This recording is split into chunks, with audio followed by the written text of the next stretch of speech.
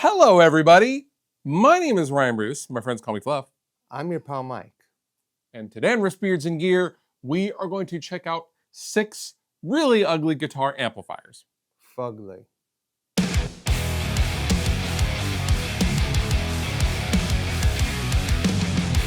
Okay, so we recently did ugly guitars and guitar shapes and the logical extension of that.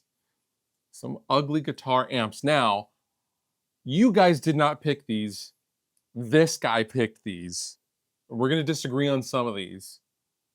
For sure we're going to. But generally speaking, they're all pretty ugly. So we're going to dive into some ugly amps. If you have an ugly amp that you want to see on a future episode, leave a comment down below. What amp do you think is ugly? I've never really thought of amps as ugly or not ugly until you brought this up. But surely you've looked at an amp and thought, oh, I do not like the way that amp looks. I mean, I guess so, subconsciously. But it's never like, I don't care for the looks of an amplifier as much as I do of a guitar, because it's usually, you know, you don't physically holding it onto Get in the back. Yeah, get in the back, ugly. Yeah. We're gonna check out some ugly amps. Ugly amp number 1, the Yamaha TA60. This thing was literally the first thing you mentioned. You're like, oh, the Yamaha TA60. I was like, I'm sorry, what? I had to Google this thing. It's so dumb and ugly. I can't believe this thing was actually ever made. A wedge-shaped amplifier that was, I don't know, yay tall.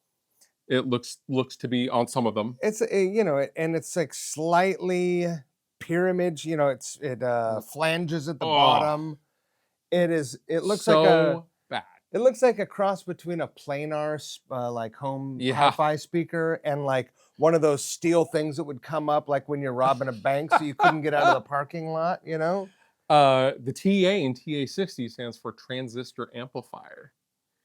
And the context of these amplifiers was, at the time, a lot of Japanese companies like Yamaha, Univox, Taisco, they were trying to compete with something else that wasn't a tube amplifier, because basically Fender, Vox, and Marshall owned the tube amp space, going into the early 70s.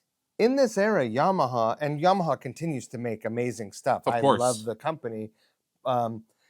They made an amazing rotary speaker that I think David Gilmour uses. I think you're right. Yeah. So they can't all be grand slams. But the TA60, pretty damn ugly. I wonder if it sounds good. Apparently they're very, very, very clean, pristine cleans that indie players in the 90s, go figure, later went to seek out for their fuzz pedals. Snooze. Snooze. Ugly amplifier number 2 is the Peavey Wiggy. Now this is late 90s, early 2000s. I remember when this amplifier was out, and my first reaction was, are they joking? This is a serious amp. Oh, I've actually played one of these things. Fun fact, this was a Dweezil Zappa signature amplifier through Peavey, which does make a little bit more sense once you look at it. Sure. And I think that Dweezil is amazing. Amazing. But this is, at best, unconventional looking. Unconventional sounding as well. You could blend between the channels, if I remember correctly. Right. Yeah, there was a lot of confusion about how to use the amp. And there was sliding, yeah, that's a weird one. At the time, I mean, this was sitting next to Marshall JCM 900s. Right. And PV 5150s in context. They just looked so out of place and so wild. But even at the time, there was a sense of, hey, respect to Peavey for trying something, because they also had drums at the time too. Right. Which actually sounded pretty killer. Really? They did. I'm a fan of the Peavey company. I'm a big Peavey fan. You know what I want? What do you want? I want some of them weird Peavey guitars that look like a thing that the Grim Reaper holds. They're just like weird. Like they made a weird star, the Mantis, I think it was called. Yeah. Whew. Pretty good. Yeah. Peavey Wiggy. Sorry. Amp number 3, we're sticking with Peavey. Sorry, Peavey. his picks, not mine, the Peavey Triple X. Now, this is clearly a take on the Mesa Rectifier series, which we'll get to. Yes, we will. But the Triple X, the naming convention, never made sense to me, because if you're going to be Triple X, wouldn't it just be a single X, not a triple XXX? Does that mean 9 X's? Like it's extra? Triple 3X, which would actually be 9. Is it 9? Yeah. And the Mudflap Girls. The Mudflap Girls was the deal breaker for me. It was just like, get out of here with this. They did redesign it though. They call it Triple X and the girls. It's just like, no. This is for like kickstart my heart, right. sort of whatever. Launched in 2002. It lasted until 2010. Really? Yeah. Was it rebranded? It was rebranded though. It was, well, yeah, they revamped it and took away the Mudflap Girls, and then it also basically spawned the Joe Satriani JSX. Okay, fine. Which was a great amplifier. He revoiced some things, and it was awesome amplifier. However, first things first. Not surfing. It's surfing with the alien, not surfing with the Mudflaps. The Mudflap Girls, even at the time, was kind of like just tired. I wouldn't do something like that, but it's very indicative of the early 2000s culture. Right. So this was, the heyday of Creed. They missed an opportunity to put abalone on the face of the amp. They certainly did. So, yeah. Later it was the Triple X2. Yeah. Sorry, Peavey. Ugly amp number 4 is the Traynor YRM1 Reverb Master from the early 70s.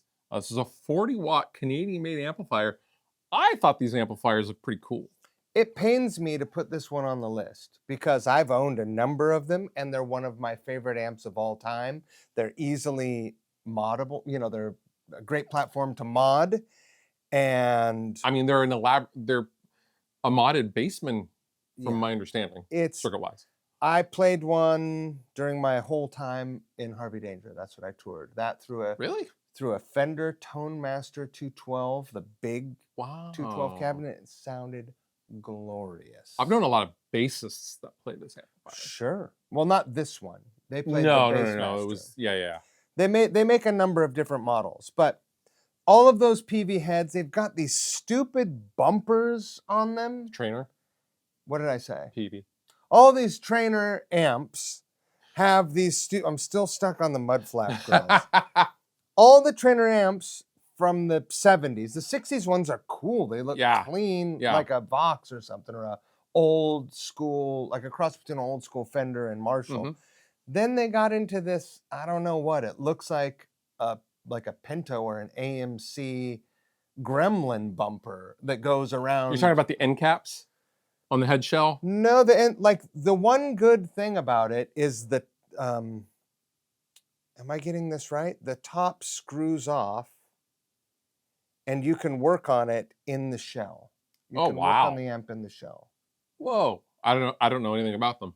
Yeah, I've seen them. I've never played through one. I've been present when friends of mine have been playing them. They're they're great killer. Amps, but they're ugly.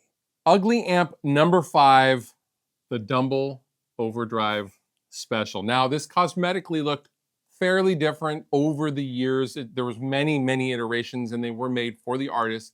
However, the bass, I think the spirit of the ugliness is the classic, with the Vox diamonds on the grill and the I don't like it. Once again, it looks like a Radio Shack amp to me.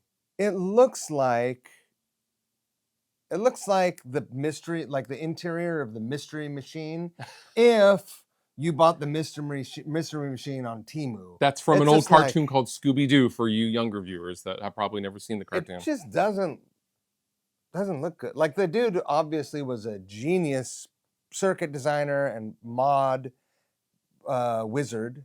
However, not a graphic guy.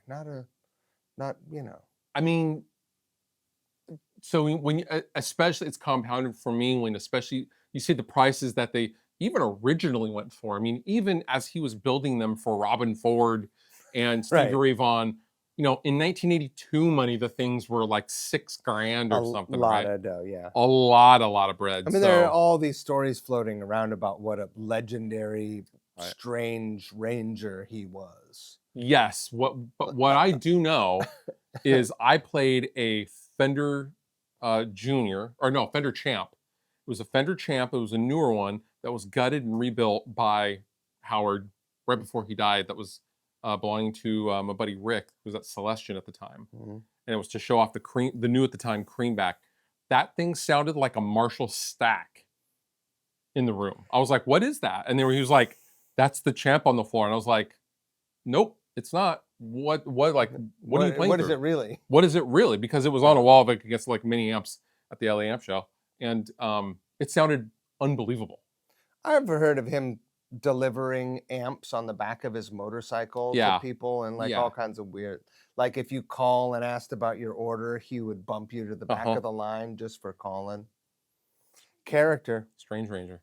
All right. Stupid looking amp. Yep. Sorry, Dumble. And last but not least, Your favorite.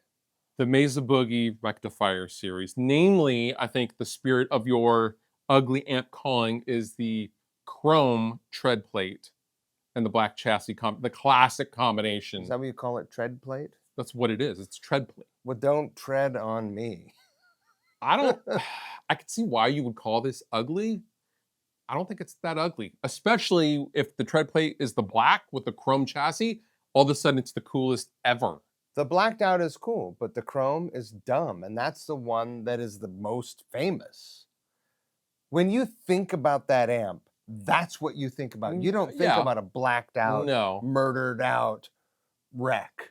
The tread plate, slightly cheesy, even in 1992 context. I don't know what made them do tread plate. It is actually aesthetically very unlike anything they ever did before or since.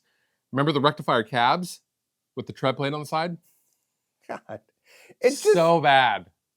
God. It looks like a Tasmanian devil tattoo come to life.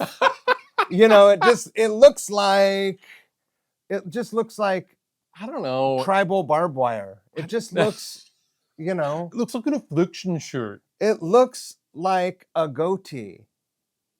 It's not that bad. It is. I don't think it's that bad. It actually is. I think you're in denial because you have such a romance with those amps. Yeah. And they sound great. They can sound great. They can They sound can great. sound great. I don't know, man. The chrome. What about chrome tread plate with chrome chassis? No, No. that's almost worse. No, That's they're like sick. they're super sick.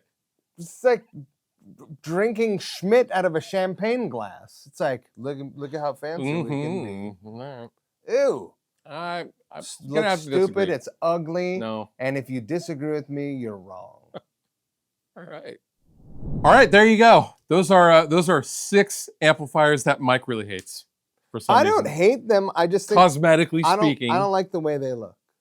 if you're buying an amp for the looks, you're buying it for the wrong reason. However, if you guys have any amplifiers that you think are particularly ugly, leave a comment down below in the description. And with that, you've been wonderful. I've been Fluff. I've been Mike, and if you disagree with me, you're wrong. We'll see you next time.